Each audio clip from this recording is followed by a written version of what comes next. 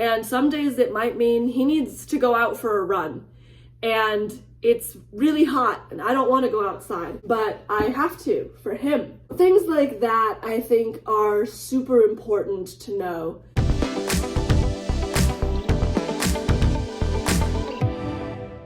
Hey guys, it's Hope. Welcome to my YouTube channel. And today we are doing the topic that you've long awaited for since my release of 5 things I love about having a guide dog. These are 5 things I wish I knew before getting a guide dog. Now, just to put a little disclaimer in, this list is in no way saying that I don't want a guide dog or that I will go back to using my white cane after my dog is done. I will definitely be a guide dog user for life. I'm not going back. But these are basically things that I wish I was more prepared to handle or engage with before I had him. It is definitely worth it if you think that it's right for you and your lifestyle and what you're doing.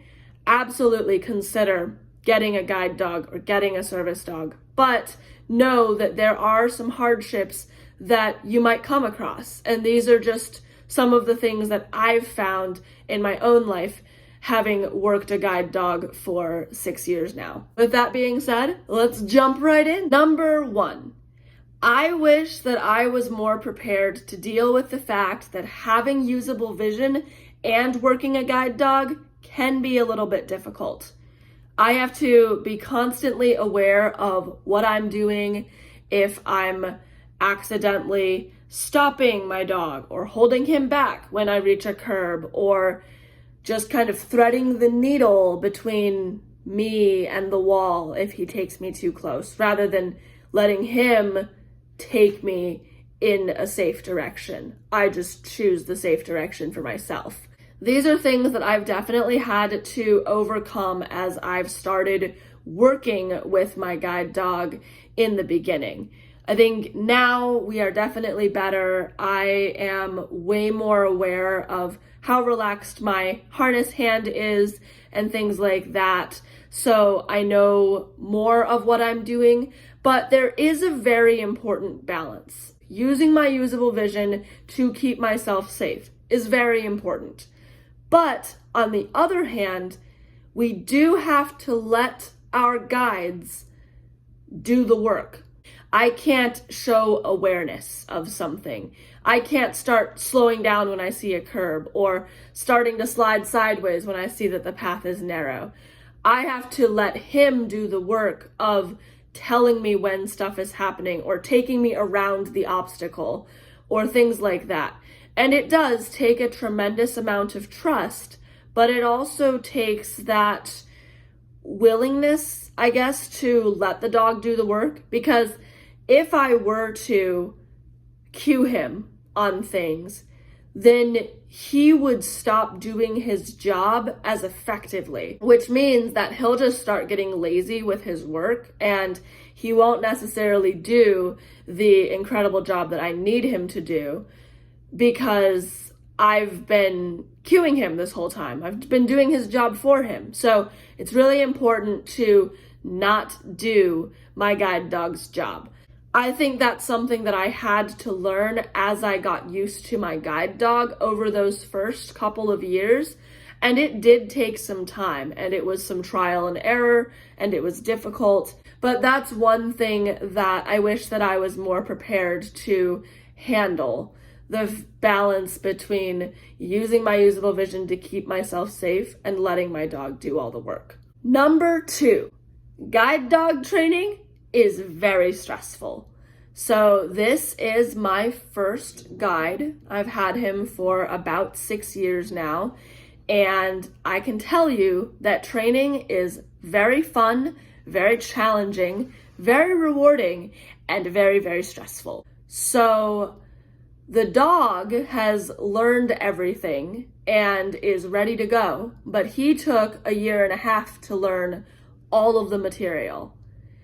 I come in and I have 3 weeks to learn all 40 of his commands, along with how to work with him, how to play with him, how to command him, all of this stuff. There was just this constant fear in the back of my mind that everything that I was doing was wrong. And it is very difficult and it's very stressful. I had this fear and this anxiety and everything for 3 weeks, and it was really hard. And sometimes I did feel like I was going through it alone. But the great thing was that in my class, I did have other students who were getting their first guides, and we all dealt with it. And we all had that same amount of pressure on us. Not only do I have to learn to work with my dog and understand how he functions as a guide dog and as a dog, I also have to bond with him. And I have to make sure that we are building a relationship. Like I said, it's a very rewarding process, but it's sometimes very difficult because there's so much going on. I guess I knew that training was going to be difficult and that it was going to be strenuous, but until I actually went through it myself, I did not realize how stressful and draining training could be. I mean, I took a nap with my dog every single day. In the afternoon, we would just take a nap on the floor for hours, and I would still be able to sleep through the whole night because I was just that tired. I was just that exhausted. So training can be stressful. Number 3, I wish that I was more prepared to deal with service dog access issues. It happens at least once a year, if not more. And so that's hard to deal with. It's interesting because when I wanted a guide dog back in middle school, I would look up all these videos just to see what owning a guide dog was all about. And I was finding all these stories about people talking about service dog access issues and getting denied at stores and restaurants and all these places. And I was like, that's not real. That's not legal. What? And I was just like, okay, well, I have to be ready for it. I think I know what I'm going to say. I'm going to say he's a guide dog, and that should be enough. And I got him, and I realized very quickly that that was not enough. I now have an entire spiel that I give whenever I am denied entry into somewhere.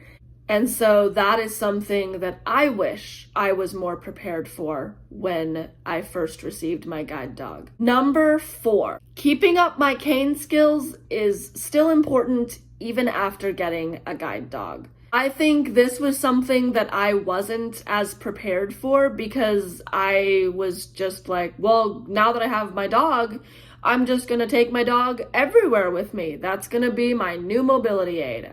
Everything's great. And as I had him for several years, I realized very quickly that there were just places I did not want to take him, like the movies, concerts, fireworks, things like that. And I didn't realize how important it would be to keep up with my cane skills. And it's so interesting because they are both very different forms of transportation and mobility help. And so I did not keep up with my white cane skills as much as I think I should have. And now he's 7 years old, which means in 2 to 3 years, he will probably retire and be done working. And I might have a gap between dogs. And during that time, I will need to use my white cane. I wish that I'd been more prepared for this because I think now that it's very important that I keep up with my cane skills. Even if my dog wasn't close to retiring in the next several years, if he for some reason were to get sick and I needed to work without him, or I needed to go somewhere without him, or if I can't take him for whatever reason, it's important for me to have those cane skills so that I know what I'm doing even when I don't have him.